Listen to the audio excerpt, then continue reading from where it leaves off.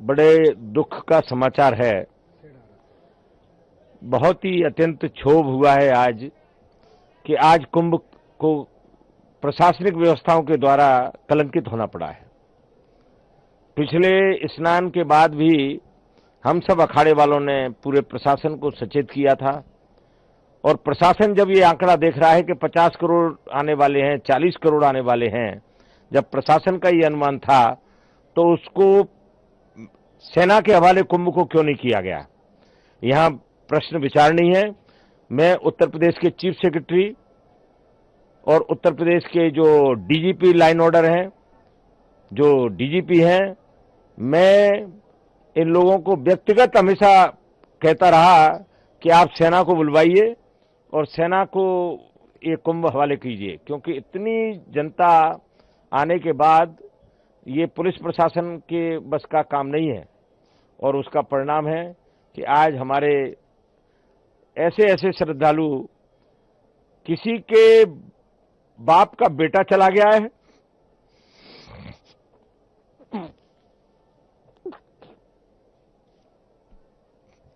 किसी का पुत्र चला गया है। बहुत दुखद समाचार है, बहुत व्यथित हैं। मैं निरंजनी अखाड़े में जब अभी आया तो मैं अभी अपने सभी महामंडलेश्वर साथियों से कह के आया कि आप लोग यहां से ये अनाउंस मत करिए कि ऐसा हो गया है। आप लोग धीरे धीरे अपने भक्तों को कहिए कि वो अपने अपने कैंपों में लौटें, क्योंकि एक साथ अगर हम वहां भी कह देंगे कि स्नान रद्द हो गया है तो लोग एकदम वहां भी भगदड़ मचने की आशंका है और प्रशासन पूरी तरह फेल हो गया है।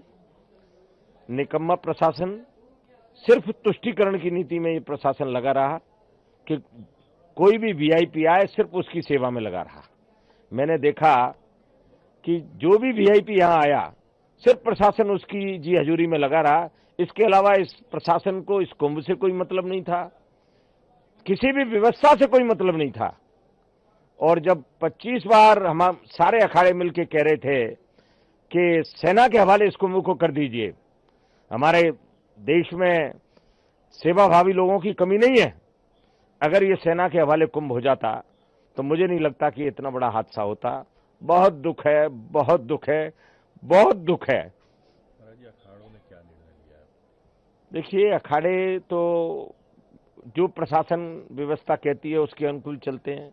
हम सब लोग संवैधानिक व्यवस्था में विश्वास करते हैं और संवैधानिक व्यवस्था के तहत इस मेले की जवाबदारी जो है प्रशासन की है, जो भली भांति इसको संपन्न कराए। और मैं महामंडलेश्वर स्वामी प्रेमानंदपुरी निरंजनी अखाड़ा पूरे देशवासियों को ये कहना चाहता हूं कि आप ये मत समझिए कि आगे जो स्नान है वो ठीक से नहीं होंगे। स्नान सब ठीक से होंगे और माननीय प्रधानमंत्री जी का संदेश आ गया है कि सेना के हवाले कुंभ को किया जा रहा है। और प्रयागराज महाकुंभ में श्रद्धालुजनों की भारी भीड़ है। लगभग 8 से 10 करोड़ श्रद्धालु इस समय प्रयागराज के अंदर मौजूद है। कल भी 5.5 करोड़ श्रद्धालुजनों ने महाकुंभ का स्नान किया था।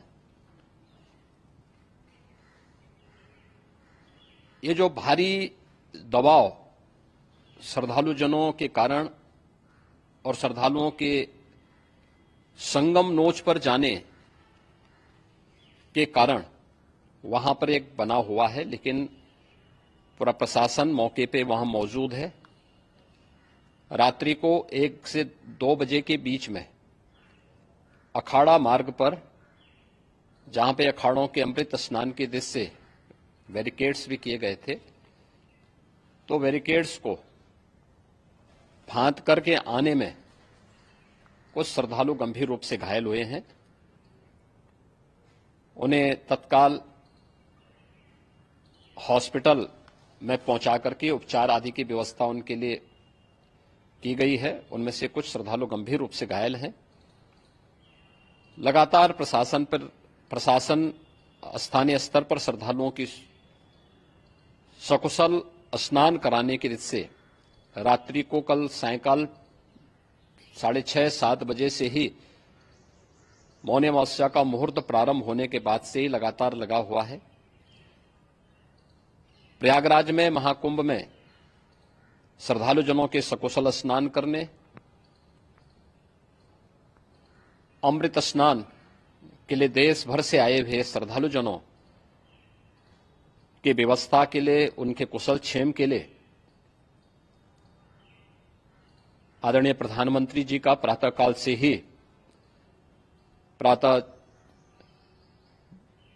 से ही उनके लगभग 4 बार प्रधानमंत्री जी ने हालचाल लिया है।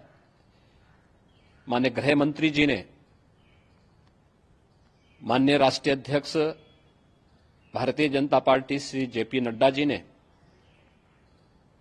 माननीय गृह मंत्री श्री अमित शाह जी ने भी और प्रदेश की माननीय राज्यपाल श्रीमती आनंदीबेन पटेल जी ने भी लगातार जानकारी लेकर के सभी के कुशल क्षेम और सकुशल स्नान कराने के बारे में निरंतर रिपोर्ट ले रहे हैं।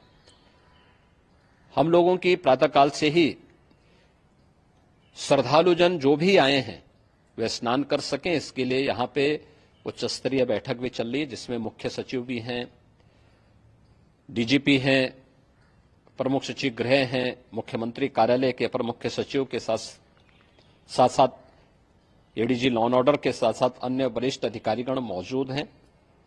प्रयागराज में हालात वर्तमान में नियंत्रण में हैं, लेकिन भीड़ का दबाव बहुत बना हुआ है। अखाड़ा परिषद से जुड़े हुए पदाधिकारियों के साथ मैंने स्वयं भी बातचीत की है।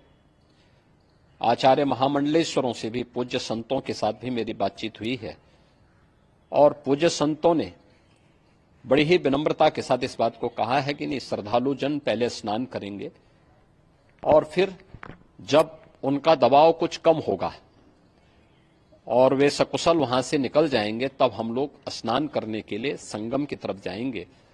अभी पहले श्रद्धालु जनों को, चूंकि देश भर से आए हैं, तो इसके लिए उन्हें सभी अखाड़े इसके लिए सहमत हैं और सभी लोग इस व्यवस्था के साथ जुड़े हुए हैं। लगातार इस दिशा में हम लोगों का प्रयास है कि जो अब तक प्रातःकाल से ही आपने देखा होगा, कल मैंने बताया कि कल लगभग 5.5 करोड़ श्रद्धालु कल महाकुंभ का